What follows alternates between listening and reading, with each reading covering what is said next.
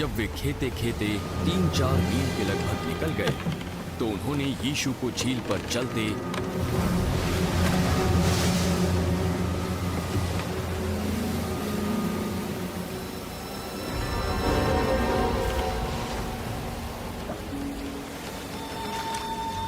और नाव के पास आते देखा और डर गए।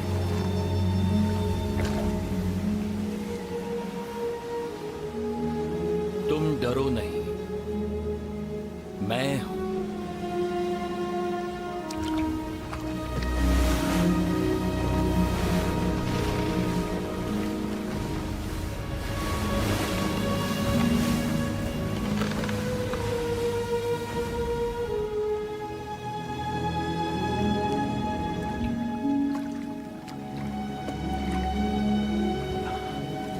फिर वे उसे नाव पर चढ़ा लेने के लिए तैयार हुए।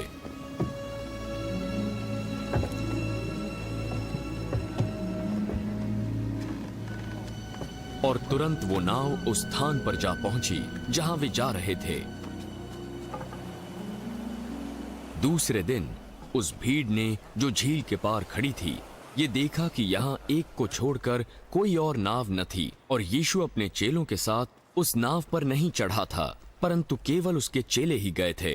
तब अन्य नावें तिबिरियस से उस जगह के निकट आई जहां उन्होंने प्रभु के धन्यवाद करने के बाद रोटी खाई थी।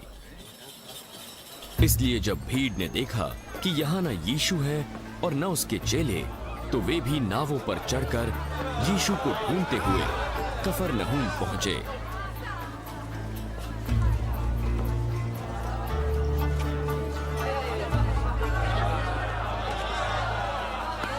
झील के पार जब वे उससे मिले तो कहा, हे रब्बी, तू यहाँ कब आया?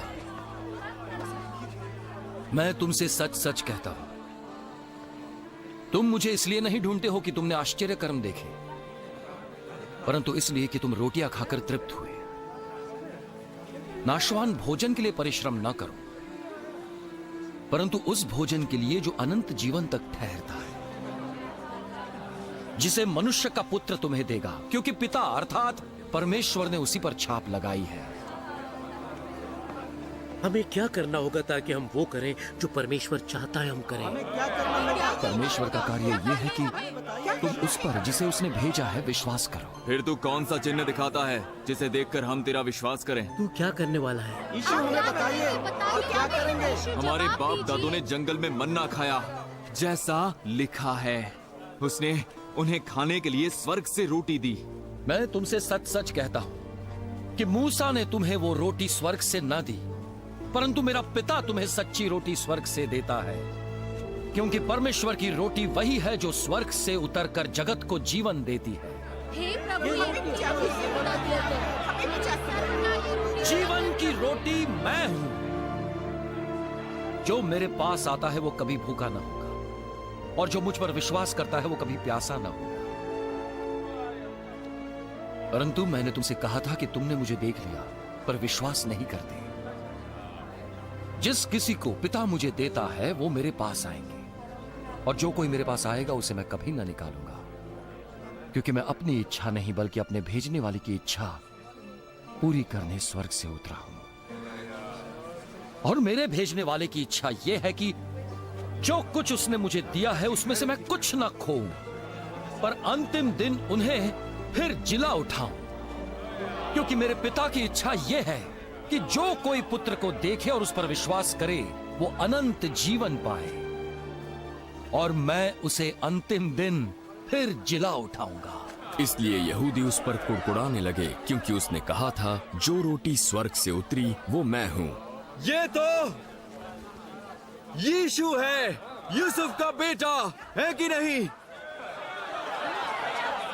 हम इसके माता पिता को जानते हैं, तो वो कैसे कह सकता है कि मैं स्वर्ग से उतरा हूं?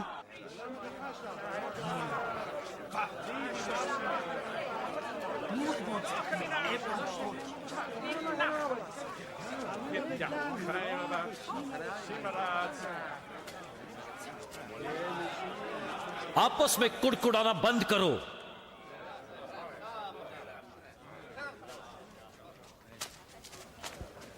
कोई मेरे पास नहीं आ सकता जब तक पिता जिसने मुझे भेजा है उसे खींच न ले। और मैं उसे अंतिम दिन फिर जिला उठाऊंगा।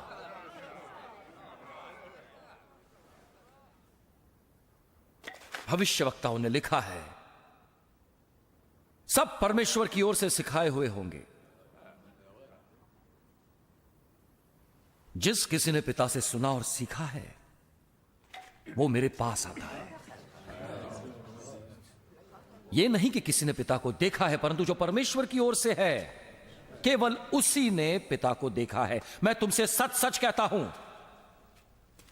कि जो कोई विश्वास करता है अनंत जीवन उसी का है। जीवन की रोटी मैं हूं। तुम्हारे बाप दादों ने जंगल में मन्ना खाया और मर गए। यह वो रोटी है जो स्वर्ग से उतरती है ताकि मनुष्य उसमें से खाए और ना मरे। जीवन की रोटी मैं हूं जो स्वर्ग से उतरती है। यदि कोई इस रोटी में से खाए तो सर्वदा जीवित रहेगा। और जो रोटी मैं जगत के जीवन के लिए दूंगा वो मेरा मांस है। ये व्यक्ति कैसे हमें अपना मांस खाने को दे सकता है? मैं तुमसे सच सच कहता हूं कि जब तक तुम मनुष्य के पुत्र का मांस न खाओगे, उसका लहू न पियोगे, तुम में जीवन नहीं।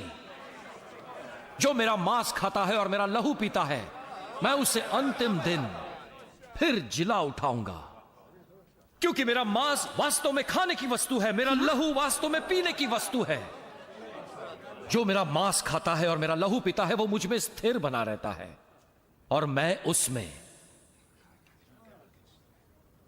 जैसा जीवते पिता ने मुझे भेजा और मैं पिता के कारण ही जीवित हूं,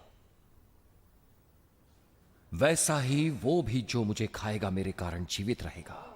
जो रोटी स्वर्ग से उतरी यही है, उस रोटी के समान नहीं जिसे बाप दादों ने खाया और मर गए। जो कोई ये रोटी खाएगा वो सदा जीवित रहेगा। ये बातें उसने कफरनहूम के एक आराधनालय में उपदेश देते समय कही। उसके बहुत से चेलों ने यह सुनकर कहा, यह कठोर उपदेश है, इसे कौन सुन सकता है? बिना बताए यीशु जान गया कि वे क्यों कुड़कुड़ा रहे हैं। क्या इस बात से तुम्हें ठोकर लगती है? यदि तुम मनुष्य के पुत्र को जहां वो पहले था वहां ऊपर जाते देखोगे तो क्या होगा? परमेश्वर का आत्मा जीवनदायक है, मनुष्य का बल किसी काम का नहीं है। मेरी बातें परमेश्वर की जीवनदायक आत्मा को लाती है। पर तुम में से कुछ विश्वास नहीं करते। क्योंकि यीशु पहले से ही जानता था कि जो विश्वास नहीं करते वे कौन हैं और कौन मुझे पकड़वाएगा। इसीलिए मैंने तुमसे कहा था कि जब तक किसी को पिता की ओर से यह वरदान न दिया जाए तब तक वो मेरे पास नहीं आ सकता।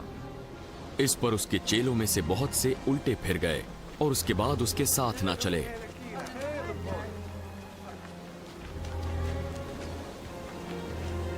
और तुम, क्या तुम भी चले जाना चाहते हो? हे प्रभु, हम किसके पास जाएं? अनंत जीवन की बातें तो तेरे ही पास हैं और हमने विश्वास किया और जान गए हैं कि परमेश्वर का पवित्र जन तू ही है।